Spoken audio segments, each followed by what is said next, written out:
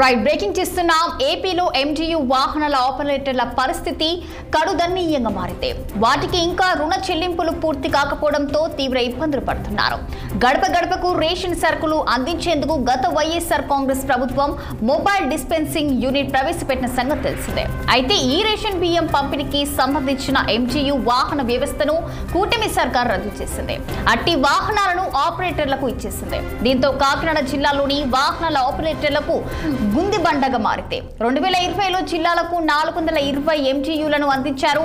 Operator 10% వాటా, మిగిలిన మొత్తం బ్యాంకు రుణ ప్రభుత్వం చెల్లించేలా కొనుగోలు చేస్తారు. వాహనాలకు రుణ చెల్లింపులు జరగలేదు. వాహన లోన్ అంశంలో ఎన్ఓసీలు రాక ఇబ్బందులు పడుతున్నామని ఆపరేటర్లు వాపోతున్నారు. ఇక దీనిపై మరింత సమాచారం మా కాకినాడ జిల్లా ప్రతినిధి దురాని ఫోన్ లైన్ లో అందించేందుకు సిద్ధంగా ఉన్నారు. చెప్పండి దురాని, మరి దీనికి సంబంధించిన పూర్తి డీటెయిల్స్ ఏంటి?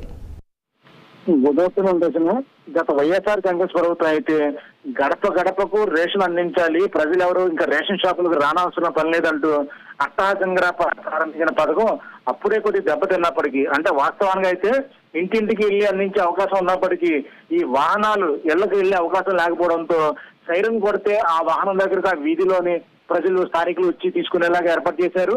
అయితే ఆ పథకానికి అప్పుడే నీరు కారిందని చెప్పాలి. ఎందుకంటే సాధారణంగా ప్రభుత్వ ఆలోచన అయితే కనుక ఇంటి గడప గడపకు వెళ్లి రేషన్ సరుకు అందించాలని.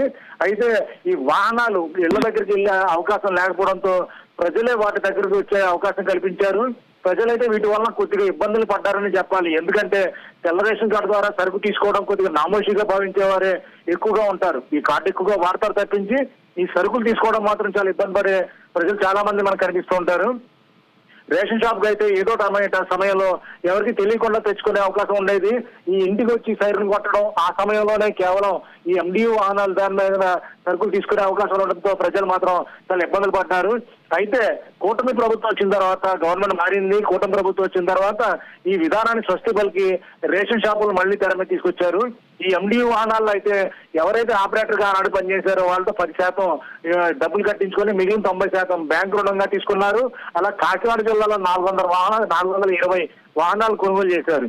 అయితే ఎప్పుడైతే కూటమి ప్రభుత్వం ఈ విధానం స్వస్తి పలికిందో ఈ వాహనాలను ఆపరేటర్లకు ఉచితంగా ఇచ్చేయాలని నిర్ణయించారు. అయితే బ్యాంక్ రుణం తీరలేదు కాబట్టి ఎన్ఓసి రాకపోవడంతో ఈ వాహనాలని ఈ ఆపరేటర్లు అమ్ముకునే వీలు లేకుండా పోయింది.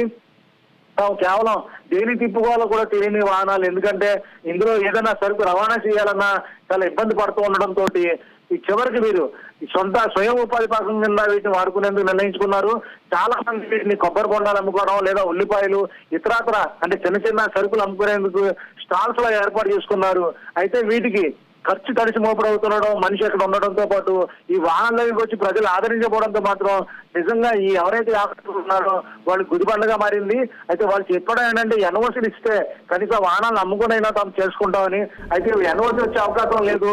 ఎందుకంటే బ్యాంక్ రుణం పూర్తిగా తీరితే తప్పించి ఆ ఆపరేటర్లకు ఎన్ఓసీ ఇవ్వలేమని అధికారులు చెప్తున్నారు.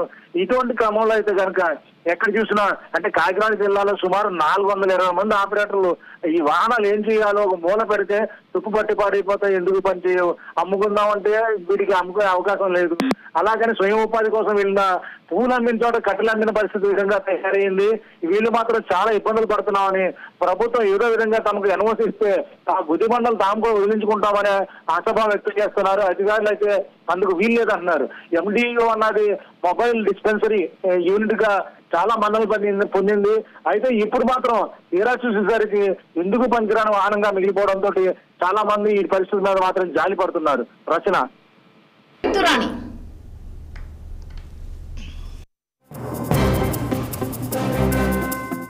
నా పేరు చల్లంగా వీరభద్రరావు అండి, పిఠాపురం మండలం. ఇలాగా నవకండవాడ మాదాపురంలో రేషన్ ఇచ్చేవాడిని. గత ప్రభుత్వం జగన్మోహన్ రెడ్డి గారు తీసుకొచ్చిన ఎండి వెహికల్ని ఇలాగే ఈ ప్రభుత్వం కూడా సాగించదు అనుకున్నాం, కానీ తొలగించడం జరిగింది. మాకు ఇంకా 20 నెలల టైం ఉన్నా కూడా తొలగించారు. కానీ నాదెళ్ల మనోహర్ గారు క్లియరెన్స్ ఇచ్చేస్తాం, మీరు యథావిధంగా వ్యాపారం చేసుకోండి, ఏదో బయట తోలుకోవడానికి బాగుంటుందని క్లియరెన్స్ ఇచ్చేస్తాను, చేయించి ఇచ్చేస్తాను అన్నారండి. కానీ ఇవ్వలేదండి. ఇప్పుడు 5-6 నెలలు అవుతుందండి. 5-6 నెలలు అయినా కూడా మాకు వచ్చి పట్టించుకోవట్లేదండి. మా గోడు ఎవరో వినలేదండి.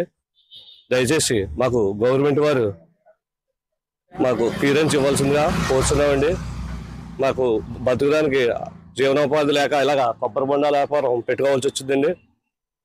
దయచేసి మా మీద దయించి మాకు క్లియరెన్స్ ఇప్పించాలి సార్. నా పేరు చల్లంగి వీరభద్ర.